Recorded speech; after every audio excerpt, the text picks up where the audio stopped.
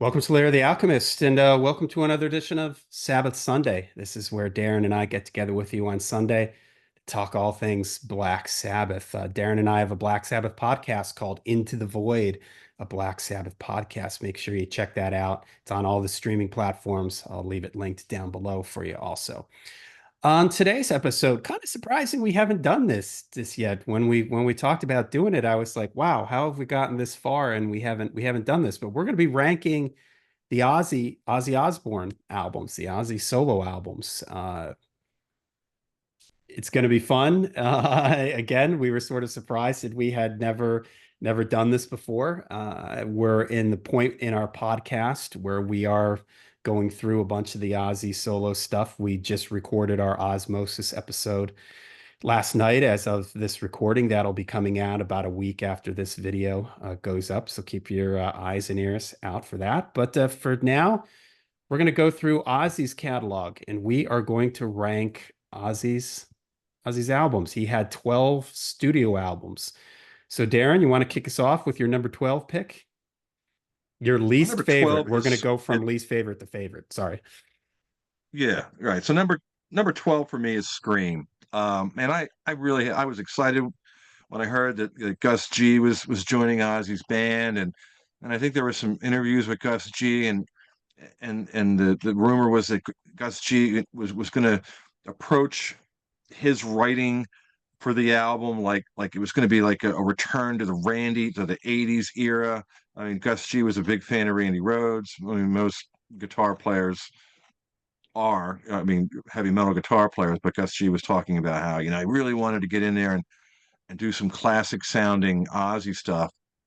And then I don't know Yep. however many months it was later, I got the album and I was like, what happened? This is not what I expected at all. Yeah. Um, I mean, it's not a terrible album, but it just there's the production is way over the top. It's like super compressed. Um, the songs just didn't really. While I was listening to it, it was it just sounded there was something about it that just seemed to pander to modern contemporary rock or something. It just was really disappointing. And I think I listened to it. I mean, there's a point when I tried to get into it. I kind of tried to force myself to like it, but it just wasn't happening. So dead last for me is Scream, Yep. Same for number me. 12. Number 12 for me is Scream. I never listened to this record. Everything you said, exactly the same. When I heard that Gus G was in the band, Gus G was in a group called Firewind. I thought, oh, this is Yeah, cool. He's going to bring this sort of European. I think he's Finnish. I'm not sure what Gus G is. he's Uh, Greek, I believe. Greek. Greek. Yeah, yeah. And I thought, oh, he's going to bring this sort of, you know, neoclassical thing sound back, like kind of a little bit of what Randy had. And he was talking about getting back to like that Diary of a Madman sound and everything. And man, does it just no way. And it's funny, Yeah. I remember this came out in 2010. And at that point, with me buying records, I wasn't really buying a lot of new records, meaning albums that just came out, buying them on vinyl. Everything I was buying was used. And this was like one of the early, like, bought it on vinyl when it first came out. And I seriously thought that there was something wrong with the record because it sounded so bad. It was so compressed. It's so distorted. It's so just like fatiguing on the ears. I never listened to it. I don't even know if I think it's on the streaming services, but I just never pay attention to it. There's nothing on it that I like. Was a huge disappointment. And on top of it not sounding like early Ozzy, I thought, okay, this is going to be a nice change to have a different guitar player in the mix here besides Zach.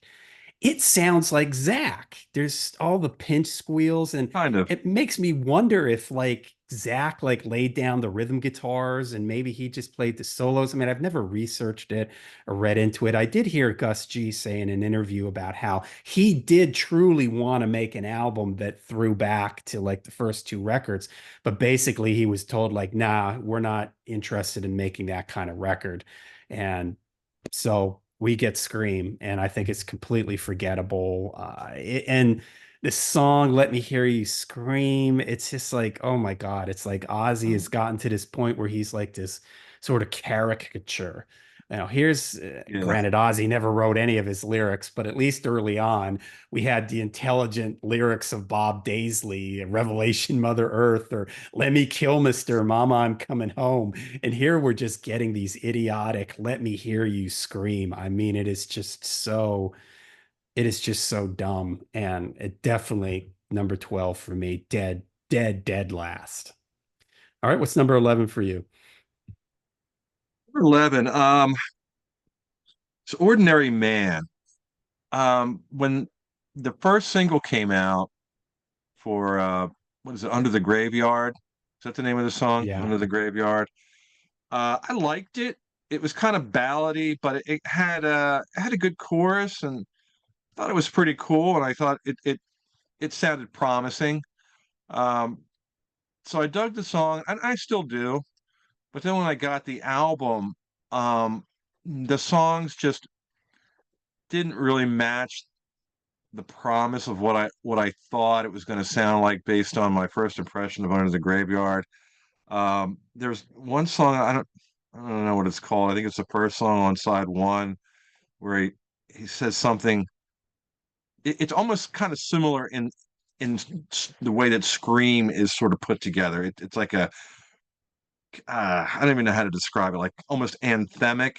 But in one line, he says, "I'll make you defecate," and I was like, "Ah, this is like hyper cringy." Yeah, yeah. But then from I'll there, it make you just scream. I'll make you defecate, or whatever he says. yeah, I'm like, Yeah. no, no, don't do that.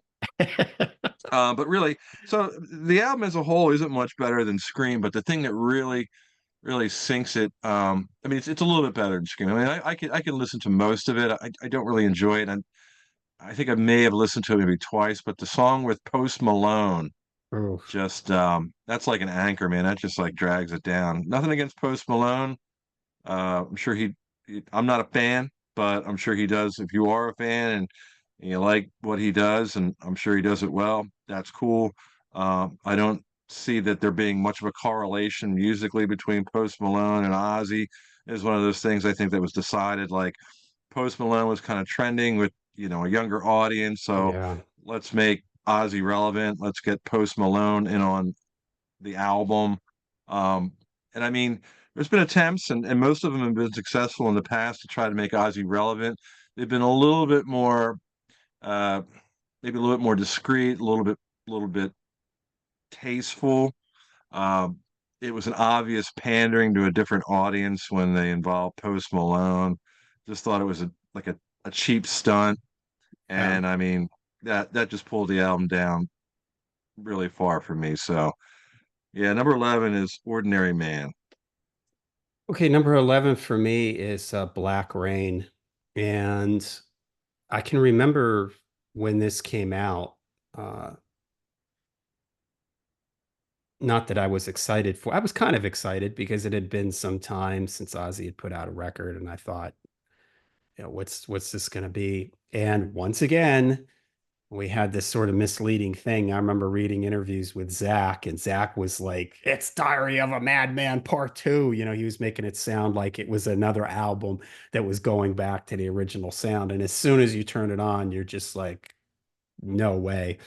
Kevin Churko's production is so uh, there should be the fifth member of the band should be listed as whatever computer program he used to put this together because it sounds like it's spliced and diced and quantized and minimized and maximized and just like twisted and just sanitized and it's robotic. And you also get this again, this weird thing like with Ozzy during this era, like where he like sings about himself like Yeah. not going away. It's like he has to sort of justify, like, I'm still here. I'm still crazy. Look at me, everybody. Hey, like he's like trying to get attention, and it's almost embarrassing. It's Yeah. almost again like, this little kid in the room trying to get everybody to look at them or something. It's like, hey, I'm still crazy. Woo woo, look at me. Second song on the record is more of the same. I don't want to stop. It's almost like he's worried like, oh, people thought that I retired or I went away or nobody knows me anymore. So now I got to write a song to tell people I don't want to stop. I'm still here.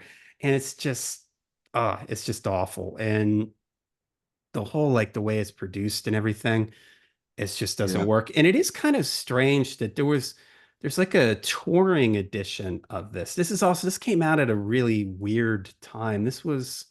When the heck did this come out? This came out in 2007. And I remember this was the time frame when everybody was doing like Best Buy exclusives or a Walmart exclusive where you could only get it at Walmart. And so he Yeah. had a touring edition that I think you could only get at Best Buy or something like that. And some of the songs, the extra songs that didn't make the record were kind of okay, like Nightmare. I don't remember the other ones. There was like one or two other ones. And like in like Trapdoor, the last song on the album, I think was kind of heavy.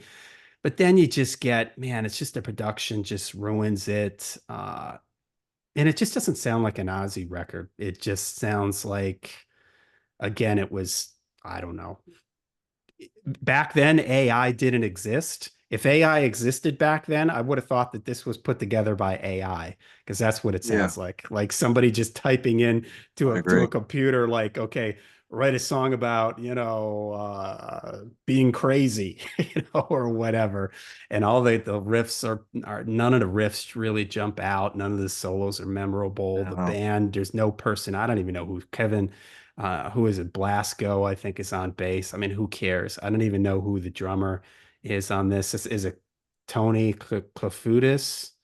I Is he think on it's, this? yeah, Tony Yeah, I'm looking right here. Clufados. No, it's Clufados. Mike Borden.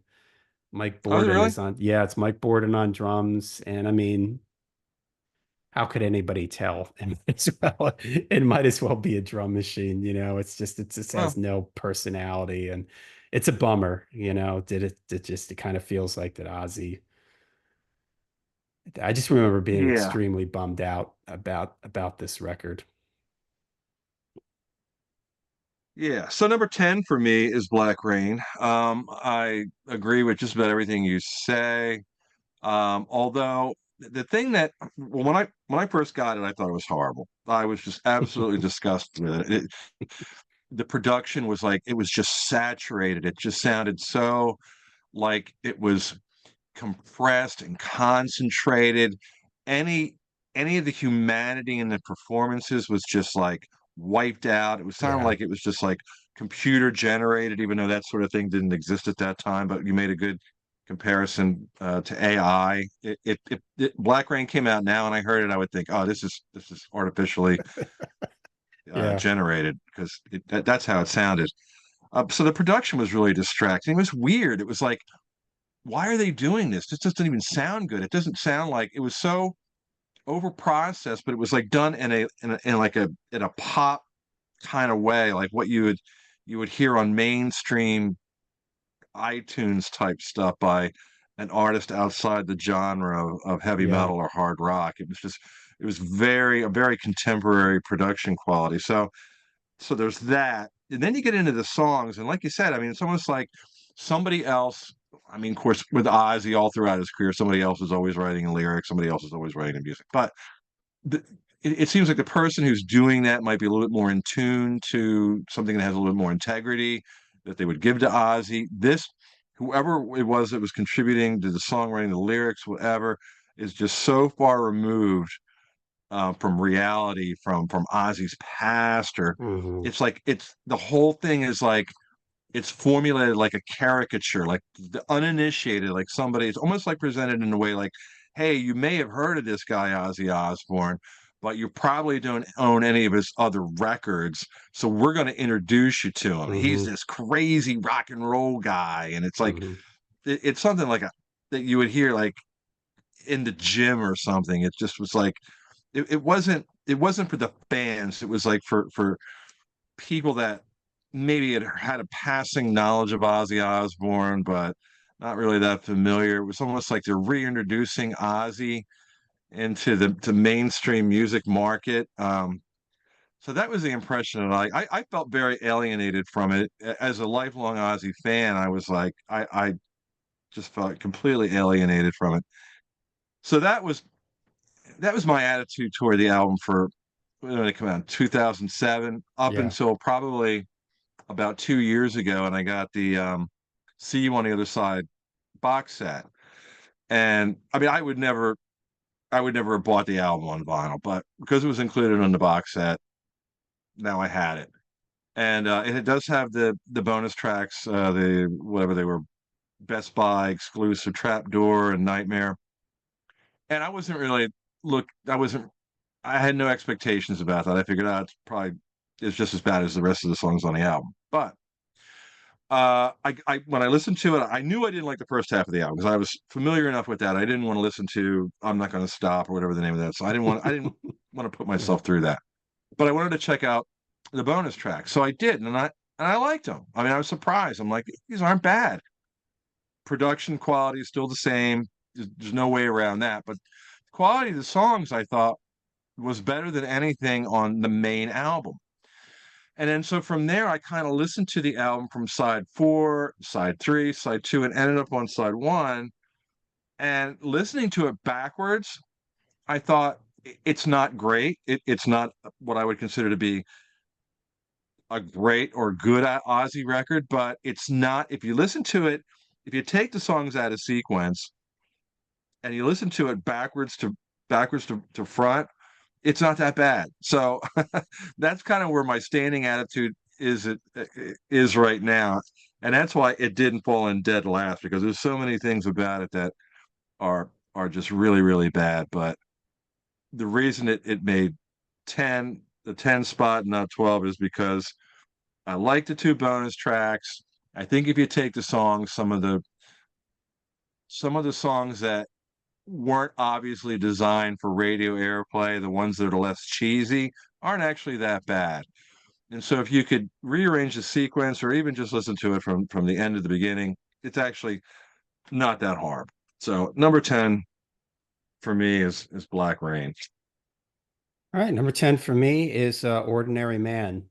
I really like Under the Graveyard and Straight to Hell, especially Under the Graveyard. I love the chorus in that. And I really love Ordinary Man. That song. I'm a sucker for Ozzy ballads. I think that's one of his uh, better ones. And even having Elton John in there, like you mentioned Post Malone, and Post Malone, for where Ozzy is in his career, he should be doing something with Elton John makes sense to me, even though Elton John has nothing to do with heavy metal, even hard rock for that matter. But Elton John is this sort of respected elder statesman of, well, music. And so is Ozzy. So it makes sense to have two kind of legends working together. You could insert Paul McCartney, for instance, if Ozzy did something with Paul McCartney. I wouldn't have a problem with that. So I think Elton John really works there. Can't stand the Post Malone. It's a Raid. That's just awful. The mix on this record is so compressed and so, especially in that song, It's a Raid. Anybody out there, if you want to know what the problem is with modern recordings, listen to that song. It is just static. It is so Yeah, noisy and it's like you've blown a speaker. It sounds horrible. But yeah. like I said, Straight to Hell all my life. There are some things I like on this. I don't listen to it a whole lot just because it's so fatiguing on the ears, but I do really like Ordinary Man and Under the Graveyard a lot. So that's how that knocked it up to number 10 for me. Okay, number 9. Uh, You, Darren? So number nine for me is Down to Earth. I don't mind the album. It isn't one that I revisit very often. In fact, I hardly ever listen to it, but it isn't because I hate it. It just there's nothing about it that really jumps out at me. There isn't a song that comes to mind that makes me want to pull the album out or the CD out and listen to it. But um, other than the single, what was the single? Dreamer gets me What through. was it? Gets Me Through. Yeah, it is okay. I mean, it was a little cheesy, but it was okay. But there's some other songs on it that kind of reminded me a little bit of maybe it could have been some material that was left over from Osmosis, but not as good. Overall, the album, like I said, it's not bad, but it kind of sounds like it's like leftover songs from Osmosis. It was like they maybe were under some pressure to put out another album. Osmosis, I think, was relatively successful. And I think that Down to Earth came out like what was it, a couple years later or something. It was reasonably short amount of 2001, time. 6 years actually from. Yeah, okay. Well, it seemed like it came out pretty fast. But anyway, um, yeah, yeah, it's one of those albums. I guess I'm just kind of indifferent to. I don't dislike it, but I'm not a huge fan of it. So it's somewhere in the middle, and yeah, it comes in at number nine for me. There's other albums that I like more than it. And this is where it gets kind of where I had to kind of shuffle some things around a few times to try to find the right placement. Um, Down to Earth was probably the last album where I'm like, well, I definitely like that less than these Yeah. other albums. So that's why it falls down at number nine. So All right, my number nine is also Down to Earth. This ranks a little bit higher than the ones that came before it because it does have a pretty guitar-centered sound. It's just kind of like two guitars, left and right speaker. It's a pretty straightforward sounding record coming off of Osmosis, where there's tons of vocals and keyboards and all kinds of stuff going around. This is kind of stripped down a little bit in a way, and you do kind of get a band feel on this record to a certain degree. We've got Robert Trujillo on bass on this one, and Mike Borden is on drums. And there's some stuff I really like on this. Gets Me Through. I do really like that. Facing Hell is pretty cool. I like Dreamer, although it's straight up John Lennon kind of thing. yeah. But again, I like Ozzy doing ballads. Junkie is kind of cool. Black Illusion is kind of cool. So yeah, it is an album that kind of there just isn't a whole lot that makes me want to pick up this record and listen to it again. It's a lot of 7 out of 10 songs. Maybe Gets Me Through. I might give that an 8 out of 10. But the rest of the record it's not bad, but there's just not a lot that really, really jumps out at you. But I think because it's kind of heavy, it's kind of straightforward, it has a band feel to it. It kind of sounds like they recorded this, as a band, whereas with Black Rain, we talked about that. It sounds like it's cut and pasted. No one was ever in the same room at the same time. This has a little bit more of a feel to it. So because of that, it lands in at number nine for me. Okay, number Okay. eight. Number eight, I have The Ultimate Sin. I know a lot of people love this album. Some people even I've heard some people say that it's their favorite Ozzy album, which is kind of surprising. Um, I've never been crazy about it. Some of that is because I saw him on this tour and he was just horrible live. Saw him with Metallica opened up for Ozzy on this tour. Metallica just absolutely crushed Ozzy. And I was an Ozzy fan when this came out. I looked forward to the album coming out. I went to the record store. I got it on the release day. There's more guitar on it, but to me, it sounded kind of glam metal. I mean, Ozzy's look got away from, and I've said before, like either on our podcast or in other episodes of Lair of the Alchemist Sabbath Sunday, my Ozzy is the more horror movie, Prince of Darkness, darker image. I love like the album covers, the first three albums, Blizzard of Oz, Diary of a Madman, Bark at the Moon. I love that image of Ozzy. I don't want to see Ozzy with glitter in his hair, with eyeliner in a way that like Stephen Piercy or somebody in Motley Crue would apply their makeup. He was like wearing these sequin muumuus, and it just was that was kind of killing it. Just the visual. And then when we got into the music, a couple songs that are okay. Killer of Giants is pretty cool. Title track is okay. But overall, it just has a real pandering to the 80s glam scene. And I guess it's pretty much what he was trying to do. It was 1985, I think it came out. And that's when everything was sort of like big and hairsprayed up. And Ozzy was, I guess, trying to get in on that action. And that's what the album sounds like to me. So I wasn't really crazy about it at the time, and it hasn't really aged well for me. So that's why it lands at number 8 for me, The Ultimate Sin. All right, we're following right along with each other here. Same for me. I'm going to put Ultimate Sin at number 8. I really liked this album when it came out, and I think it was just because I just wanted to get more, hear more Ozzy. And there is more guitar on this than there is on Bark at the Moon. But man, oh man, when I go back to listen to this record, the guitar is so like brittle sounding or something. There's something about the guitar sound on this record that has not at all aged well for me. It's almost hard for me to listen to it, which is a shame because Jake is all over this record and has some really cool playing. And there is some cool stuff. I do like The Ultimate Sin, maybe Never Know Why, Killer of Giants. I do like Shot in the Dark. Man, I'm kind of tired of hearing that, but there is some good stuff on it. It's just that I hate the way the drums sound. I hate the mix of it. I hate the guitar sound. Uh, the lyrics aren't kind of Ozzy's best, which, Bob Daisley did write the lyrics on this, but I don't know. There's just something about them like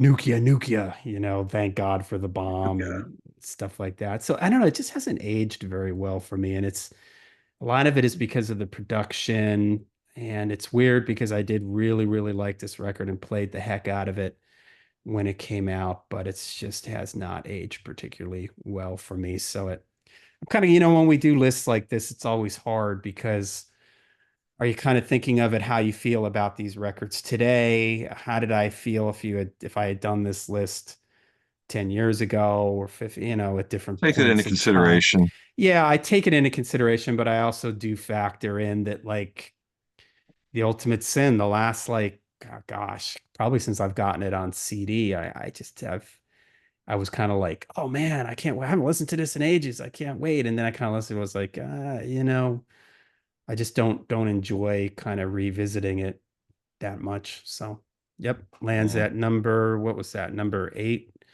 So yeah, we are on number Yeah, 8. 7. Number 7.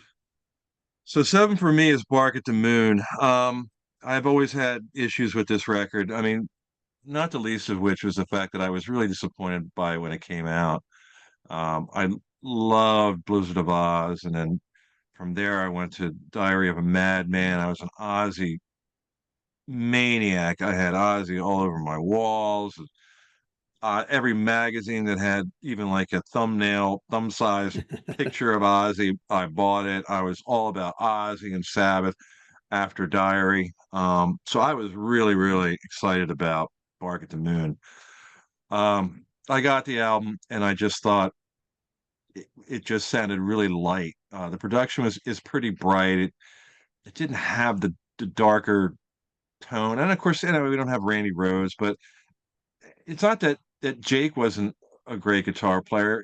He was and is, but I don't think he was in the same place in the mix in the production that Randy Yeah. was. I'm not sure why. Maybe it was because Don Airy, I don't know, took priority in this situation in this organization. I'm not really exactly sure why, but it seems like the keyboards took the place of the guitar, and the guitar got bumped down to where the keyboards were. Um, some of the songs, I mean, at least in the U.S. version where you have "Slow Down," not a fan of that song. So Tired is okay. It kind of occupies the same sort of space that say uh, Goodbye to Romance or Tonight, but it's not as good. Um, the album just it was a letdown for me. I didn't get the same sort of satisfaction from Barkington Men that I do with the previous two albums, and it's just really as simple as that. And I've revisited it a few times. I think I like it a little bit more now than I did in 1983, but not a whole lot more. Um, the UK track listing, the sequence is better.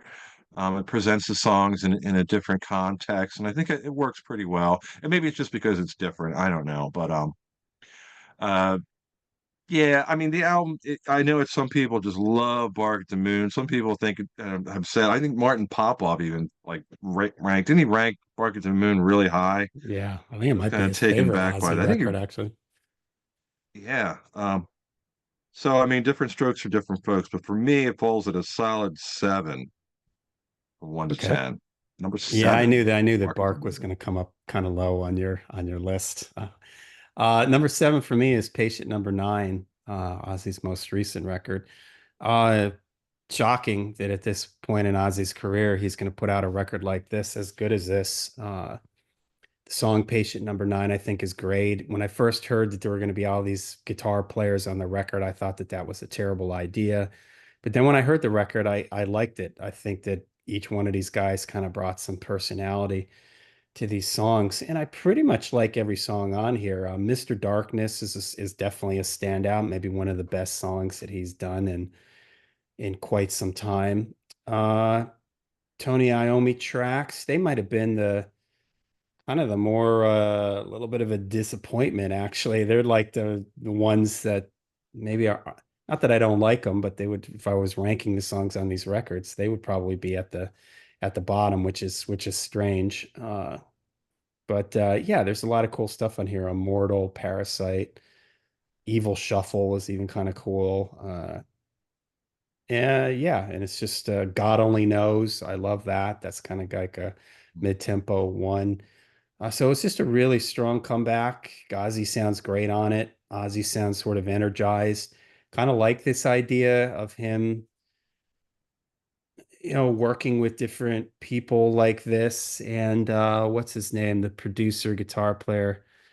Andrew Watt, I think he seems to have some sort of Andrew Watt seems to understand Ozzy, but he's able to keep uh, parts of the past while still sounding current without sounding like he's just trying to pander to what's ever happening at the moment. He seems to be respectful of Ozzy's past. He seems to just do a good job with that. So, and the production is much better on this than it is on Ordinary Man.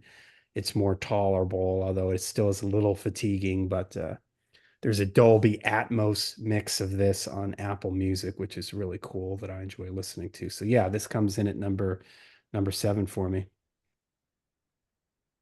Okay. Number 6 for me is No Rest for the Wicked. I like the record. I liked it when it came out. It kind of surprised me because after I got the Ultimate Sin, and after I saw the concert, I think I saw Ozzy twice on that tour. I think I saw him once with Queensryche, if I'm not mistaken, and I definitely saw him with Metallica because Metallica, like I said, Metallica just absolutely crushed Ozzy. Um, but I walked away from the Ozzy and Metallica concert. I was just thoroughly disgusted. I think I talked about it in the podcast. I was up towards the front. I think it was like third row or something. We stayed out all night for these tickets, and we got third row seats, and that was pretty cool. But I was close enough to Ozzy to see him struggling with the words to "Crazy Train." Um, when I saw Ozzy live, I think Jake leaned over and like looked to me like he whispered the lyrics. Ozzy just like blacked out. He just like froze. He was like just looking like he just like he had a stroke or something. And then Jake kind of like sashayed over to him and looked like leaned in his ear and whispered and got him jump started again. So I mean that was how I left Ozzy, and I was like, as hard as it was, I was just like, there's too many other great bands. There's too much other really cool music coming up right now. I can't get into it. I can't do it. So I jumped off the Ozzy train on Ultimate Sin. But when No Rest for the Wicked came out, I started seeing pictures of Ozzy. I started seeing some of the ad campaigns and things like that. I thought it looked pretty cool. He was getting into like that sort of Mm. image that he had in the earlier records. His look was less glammed up. It looked like more of a hard rocker. Um, then he got a new guitar player. I was excited about that. Dude looked kind of like Randy.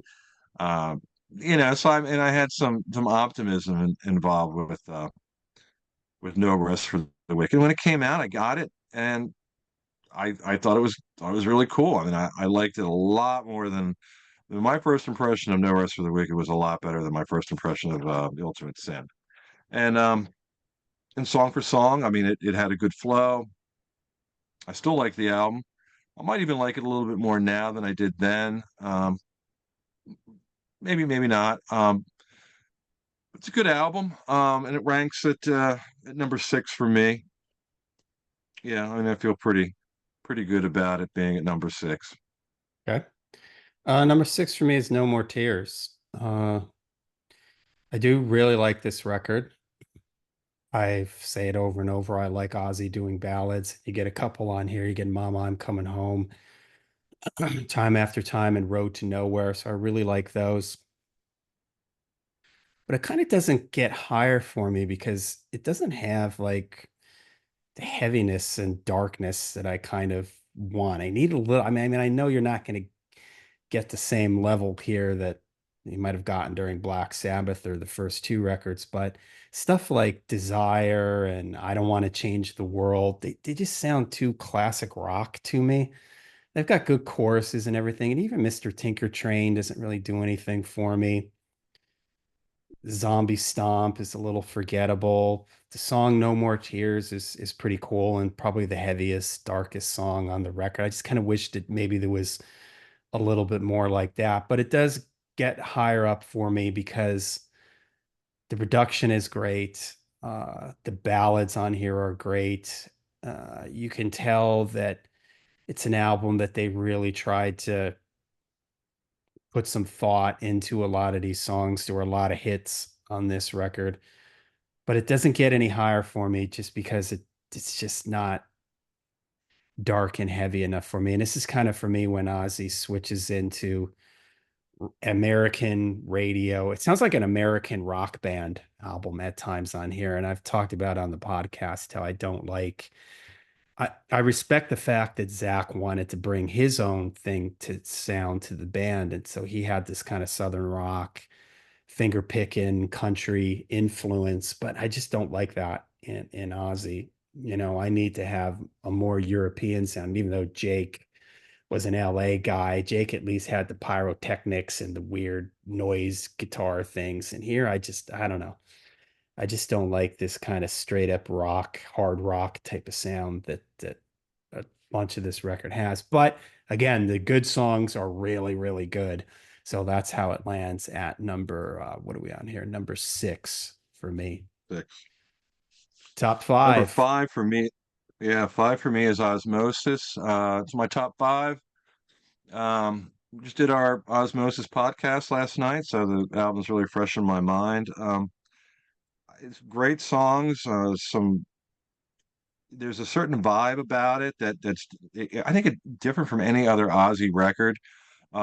It is a metal record, but it's metal in a different way. It's metal in kind of a more sophisticated way, and as far as the production quality, the playing, the performances on it. The producer, I'm not sure how you say his name, Michael Benhorn, supposedly really put Ozzy through the rigors and got him to really like deliver some great vocal performances. So Ozzy sounds really good on it. The lyrics are good. I think it struck a chord with me as an adult, as well as like again a lifelong Ozzy fan. There was enough about Osmosis that I could attribute to earlier sounding Ozzy, but also moving into the present. It seemed like it had some relevance. It wasn't something that was like, oh, well, Ozzy was an 80s rock icon and he put out a new album. So, I mean, you have to appreciate it from that perspective. It wasn't that at all. It was like Ozzy was relevant. This album had a current sound, but it didn't pander to any kind of trend. It just sounded contemporary in a good way. Some really great songs. I mean, some of the ballads are, I'm not typically a fan of ballads. It's not really the type of song that I normally gravitate to, but if it's a good song, it's a good song. And the way that I mean, these are some great examples of ballads. If you have to like write a book on how to compose a good ballad, these would Yeah. like See You on the Other Side, Old LA Tonight, just great songs. So the album as a whole, it has a great flow. There's a couple, I wouldn't say clunkers, but a couple songs. My Jekyll Doesn't Hide, Denial for me is another one that's not really a highlight, but it's not, it doesn't bring the album down for me. I think it's a pretty consistent album. I enjoy listening to it from start to finish. And at this point, at number five, I like it better than anything that we've already talked about. So that's why it ranks at number five. So Osmosis, number five. All right, number five for me, pretty much from this point out, I really like all these albums. But number five is Bark at the Moon. And I kind of disagree with you that I kind of feel like this is the last album that kind of has any kind of atmosphere to it. Like Ultimate Sin does has no like moody kind of atmosphere to it. This kind of to me sounds production wise slightly like Diary of a Madman, except it's lacking in the guitars, which is really disappointing. The keyboards are way too loud. There's just every time I listen to this, I'm just like, man, just wish there was more guitar on this. I wish the guitar was louder. I wish there was more layered guitars or something. I mean, we talk about this at length when we talked about this on our podcast, which by the way, pretty much we just did our Osmosis episodes. Everything Osmosis and earlier we've talked about. If you want to hear us go really in depth on these records, you can check out our podcast. But there's still some really great stuff. I like You're No Different. I'm a huge Bob Daisley fan, so I think Bob's bass is great on this. Now You See It, Now You Don't, Rock and Roll Rebel. I really like Center of Eternity, So Tired, Slow Down. Maybe don't care for that one. Waiting for Darkness. I do like that. But it is kind of like all these songs are, I can kind of compare them to something from the first two records, but they're not as good as any of those. Like Waiting for Darkness is kind of like occupies the space of Diary of a Madman, but it's not as good as Diary of a Madman. So Tired occupies the Goodbye to Romance Tonight space, but it's not as good as those. Really, the only like really outstanding song on here for me is probably Bark at the Moon. Maybe You're No Different. Center of Eternity is kind of like SATO, but not as good, you know. So the record does just kind of feel like it just doesn't quite reach that legendary status. And some of it is, you know, the missing guitars. But again, this was a record that I was just eating this up when it came out. I couldn't stop listening to it. So it does rank high on me. It's a little bit, maybe a little bit for nostalgia, but I can still put this on and I can still get into it and really enjoy it. So it comes in at number five for me, Bark at the Moon. Number four for me is No More Tears. When the album came out, I saw it in the record store. I passed it up. Uh, I looked at the album cover. I thought, something about this kind of looks a little too pedestrian. This doesn't look like it's going to be what I want to hear from an Ozzy record. So I passed it by, um, and I didn't buy it at least for about a year or so. And I'm not sure what it was that made me interested in buying it. I think a friend of mine might have had it and, over at his house, and we're listening to it, and got about two or three songs into it, and I started thinking, wow, this is actually pretty good. So I bought it, and I liked it. I liked it enough. I didn't listen to it again for a little while. I don't think it was until Live and Loud came out, and I heard the songs live, and I really got an appreciation for the songs that were played or that were on Live and Loud off of No More Tears. And so that got me back into No More Tears. I picked up my copy of No More Tears, listened to it, and I it just clicked for me. You're right. I don't disagree with what you said about it. It doesn't have a very dark sound. It's a very American rock. It's a rock record. there's some experimentation going on with Zach. You could tell that he wanted to kind of like get into this Southern rock kind of thing. He applies that a few times here. It's not overwhelming, it's not overbearing. It is noticeable, but it doesn't overshadow the quality of the songs. But it is noticeable. And I'm not sure if this is before that. It's actually this is before. I think Pride and Glory was like, that was at 94, I think. So Yeah, this I'm was pretty kind sure kind of Pride and like where Glory maybe was the, after No More Tears. Yeah, it was like 94, 95. yeah. So maybe the wheels were turning. He sort of had like, he started listening to some Skinner and his Allman Yeah. Brothers, and the wheels started turning. He wanted to try, applying some of that to No More Tears, but then just took it to the nth degree and did put all of that into one project that was Pride and Glory. And I like Pride and Glory for what it is. I'm not a huge Southern rock fan. I like it enough. But when Pride and Glory came out, I thought it was really cool. I saw them live. I enjoyed it. Um, and that's kind of where the whole Southern rock Zach Wild thing sort of ended. But to get back to your point about it, the album kind of having a finger picking thing, it does, and it definitely takes it pretty far away from what Ozzy established on the first two or three records. But I didn't mind that too much because the songs are really good. There's some great melodies. You got Lemmy doing some lyric writing. Um, no More Tears, the title track's a cool song. It's kind of epic, it's kind of plotting, kind of heavy, menacing, as much as, well, probably more so than anything else on the album. Um, but I like it. It's one that I return to fairly often just because the songs are good. They're catchy, and I like the guitar playing. And um, so for me, it ranks at number four. All right, my number four is No Rest for the Wicked.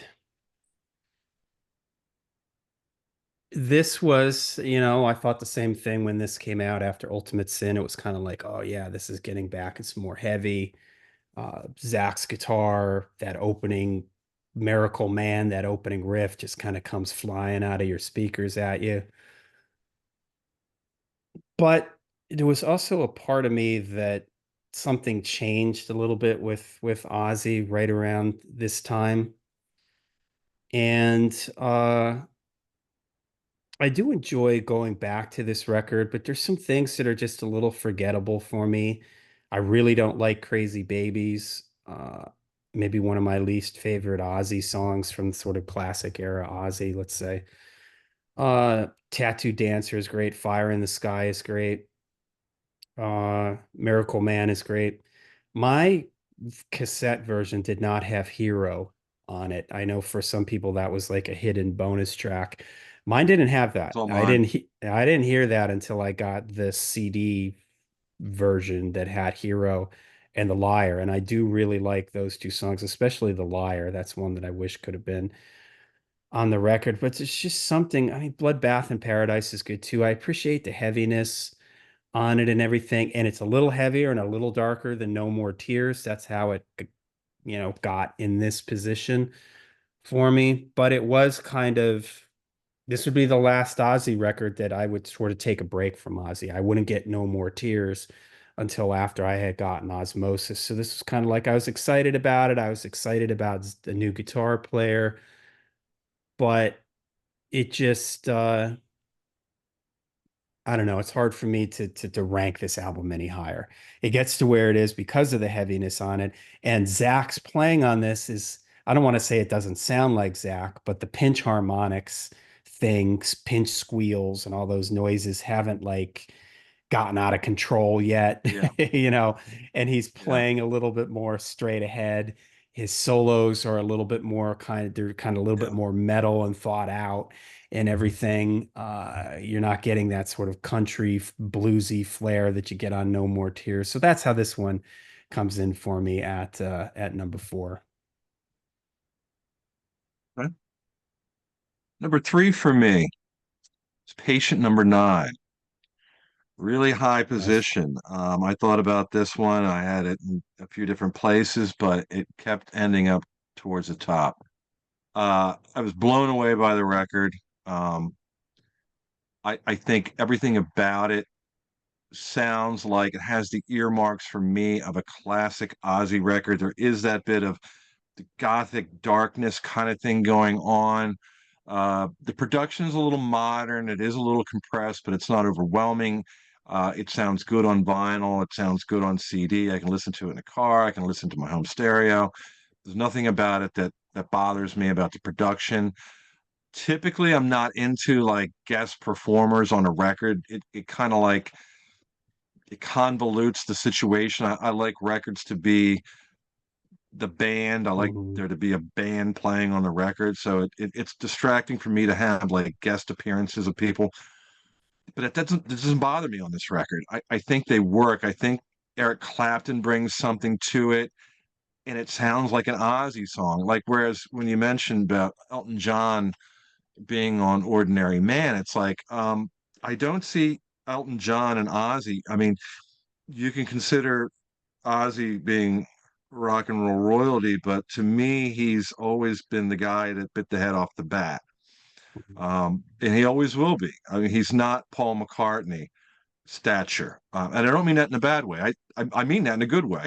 Not that there's anything against Paul McCartney or Elton John, but I consider Ozzy to be a little bit more dangerous. And I wouldn't say that Eric Clapton is dangerous.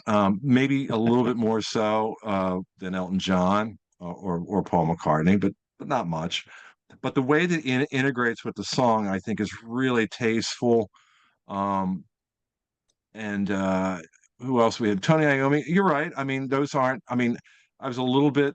I wouldn't say disappointed, but I was a little bit underwhelmed by the Tony Iommi contributions. But I do like them.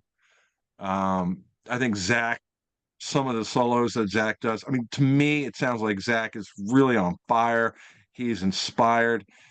I like the lyrics on this album. I'm sure Ozzy didn't write them, but whoever did, kind of, it almost like they got inside Ozzy's head. There's some songs that Mr. Darkness, is that the name of the song? Mhm. I'm not really familiar with the song titles as probably as much as I should be considering how much I like the album.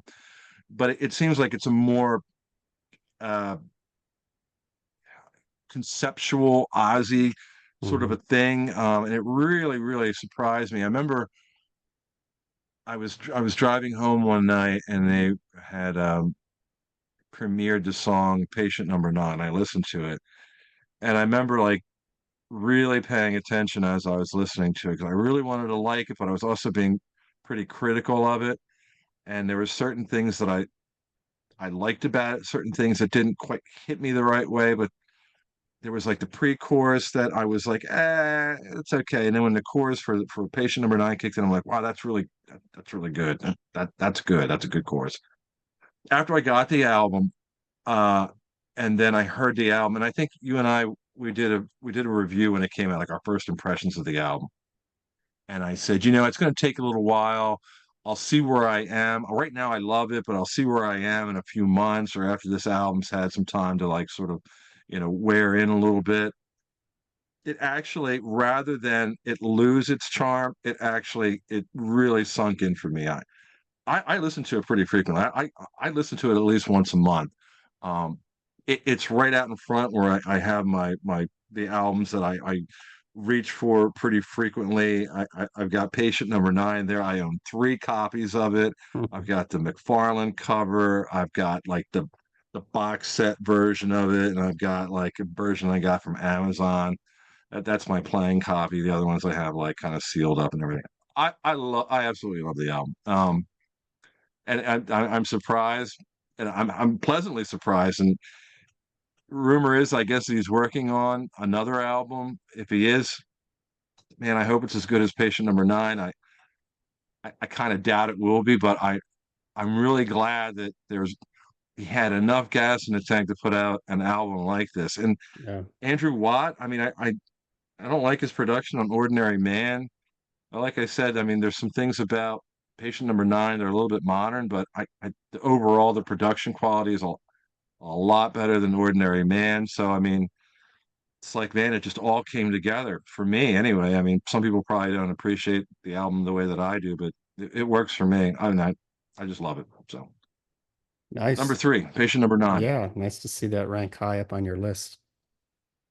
Number three is for me is Osmosis, and I'm a little surprised that this landed as high as it did. I was shuffling some stuff around. My top two picks were kind of locked in, but three through five and six, I kind of kept shuffling them around a little bit.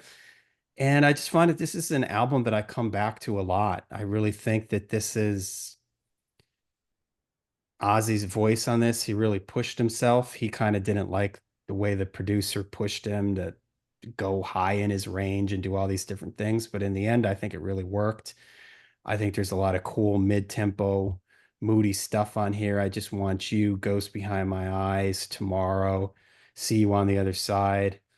Some heavy stuff like Thunder Underground. Perry Mason, I think, is great. I love the chorus in that. I love the main riff. Old LA Tonight, I think, is a great ballad, great way to close out the record. It's really well produced, maybe O2 produced for some people, but man, it's just like every song on this record. I like every song on this album, and some I like better than others, but there's nothing on this record. There is no Crazy Babies or whereas on No More Tears, there's a couple tunes that I'm just kind of like, Zombie Stomp. I don't want to listen to that. I skip over some things in there. So I don't really skip over anything on this. I think Zach's guitar sounds great on it. I think he has a lot of great solos on it. So it's just an album that I just come back to a lot. There's big hooks on this album, the choruses, but it's got the big hooks, yet it still has this sort of dark tone to a lot of the songs on it that I really like. So it's kind of the best of both worlds with Ozzy for me. It's Yep. sort of this later era Ozzy where he's trying to be more melodic and radio friendly, but it still has some of the yeah, it's not as dark as Diary of a Madman, but it still has some of that moodiness and atmosphere and darkness that I like. So it's kind of the perfect combination of all the different eras of Ozzy for me. So yeah, it ranks up high for me. It comes in at number three. So all right, number two. Number two for me is Diary of a Madman. It could have easily been number one, but there's a few reasons why it isn't, which I'll get into when I talk about my number one, which of course is Blizzard of Oz. But Diary of a Madman, number two position. It's a perfect album, perfect band. I love everything about the album, every single song. I mean, it's like ingrained in my DNA at this point. I've listened to this album at least a million times. When in 1981, when it came out, I was 12 years old. I was infatuated with Ozzy. I was infatuated with Black Sabbath, with this album. This was my first concert. I mean, this album is like this is like really, really, really important. It as far as anything else that's made any kind of an impression on me, this is probably the album that's made the biggest impact. And I mean, for at least 2 years, it was all about Ozzy, Diary of a Madman. I remember being so excited to see him live. The concert tour was postponed for a few months because of the accident with Randy. But then it was rescheduled, and I was allowed to go. I was only 12 years old, and I was allowed to go, and it's my first concert. So I mean, I if I think back, I can remember like the smell, Yeah. everything about it, just the visuals on stage, the castle set. When Ozzy came out, we were on Rudy's side of the stage.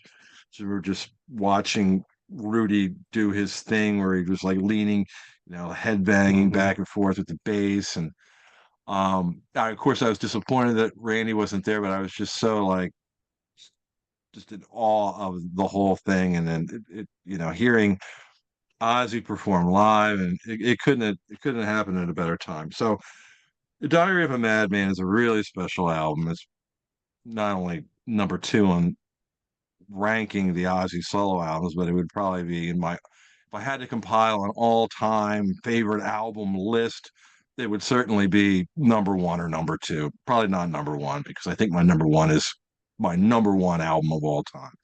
But this clearly and easily, actually, if this could tie with number one, it would tie with number one. But for the purpose of this list, it's at number two, Diary of a Madman. Perfect Yeah. album. Number two for me is Diary also. And obviously then Blizzard is number one for both of us. And I consider Diary and Blizzard to be 10 out of 10s.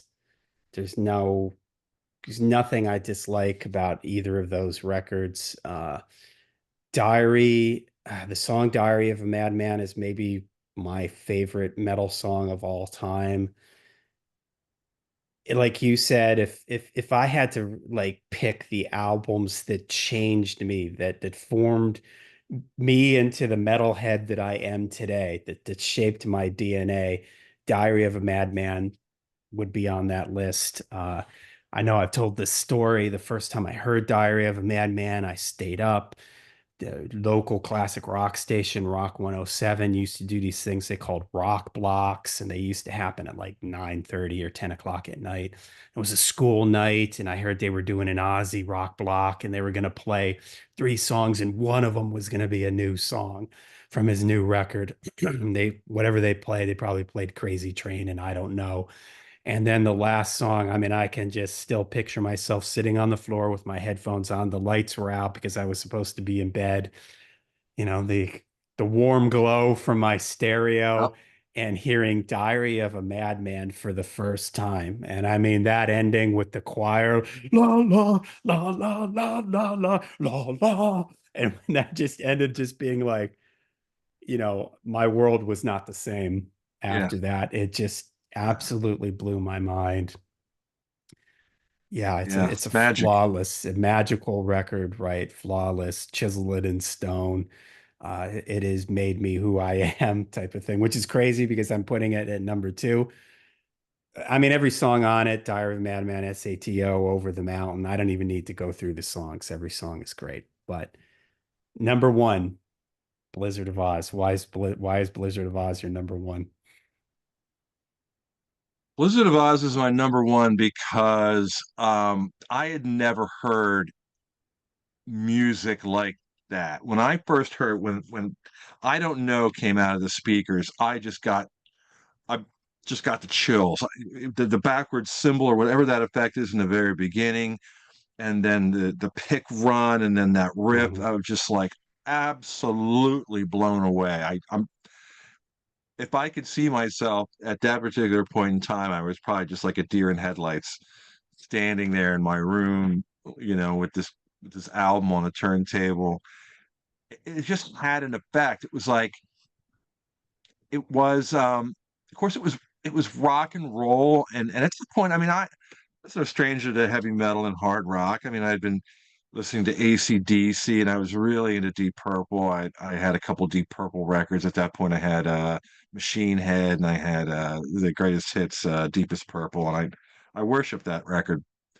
But when Blizzard of Oz came out, I never heard guitar playing like this. Ozzy's voice was just that's what I initially gravitated to. I talked about uh, the first thing I ever heard by Black Sabbath was the song "Paranoid," and it was in an ad for the concert uh, for the Blizzard of Oz tour when Ozzy played the Tower Theater here in Upper Darby, PA, which is right outside of Philadelphia. And I heard "Paranoid," and I was just like, that voice just caught my attention, and so I was familiar with Ozzy. The first Black Sabbath album I bought was Never Say Die. I liked his voice. The music at the time, I've talked about it before, was a little bit too sophisticated. It wasn't as dangerous sounding, or it wasn't as like hard rocking as some of the other stuff that I was starting to get into. And so I kind of put it aside. I liked it enough, but it wasn't. It didn't. That wasn't the album that made me a fan. The album that made me a fan for Black Sabbath was Paranoid, but really the thing that made me a fan was Ozzy's voice, and hearing Ozzy's voice the way that it sounded on Blizzard of Oz was just like it just like cut. It just was like it was so clear, and it was just I love the tone of his voice. The two things that hit me right off the bat was Ozzy's voice and that guitar and the solos, the fluidity of the solos, neoclassical, but I didn't know what neoclassical was. All I know was that it just sounded incredible from song to song. Mr. Crowley with the pipe organs. Yeah. At that age, I was into watching like horror movies on Saturday afternoons. This totally fit in with that. I mean, it appealed to me on a lot of different levels.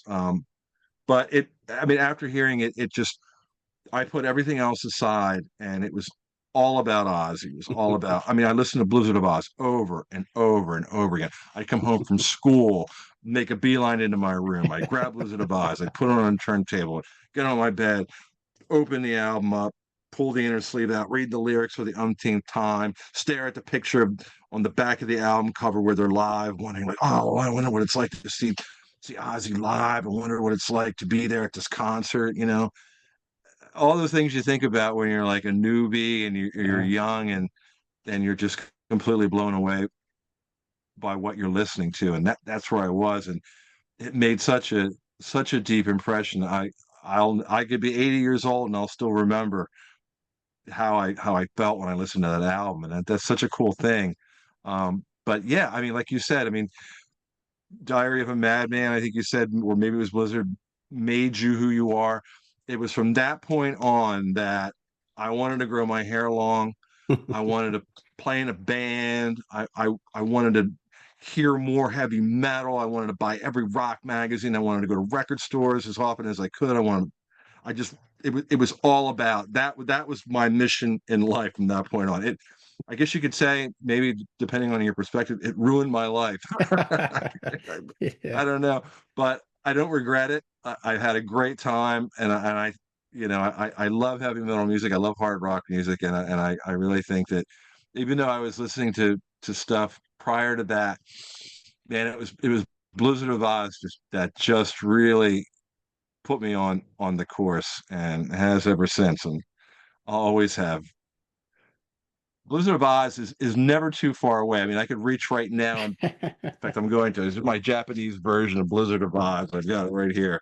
It's Yeah. never, and my Japanese version of Diary of Madman is right next to it. But these albums are never far away. They're always there if I need to listen to them, and I still do frequently listen to them. No matter how many times the songs Suicide Solution, Crazy Train, I don't know, they come up on satellite radio. I'll never like change the channel. I'm always there. I'll always listen to it.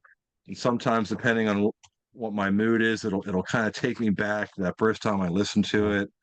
Sometimes maybe I'll get that same, it'll be in an instant, maybe a second or so, and I'll get that same kind of feeling that I got the first time I heard it. But I still get excited by it. And that's why it's my number one. Probably my favorite album of all time if I had to, if I Yeah. was if I was pressed.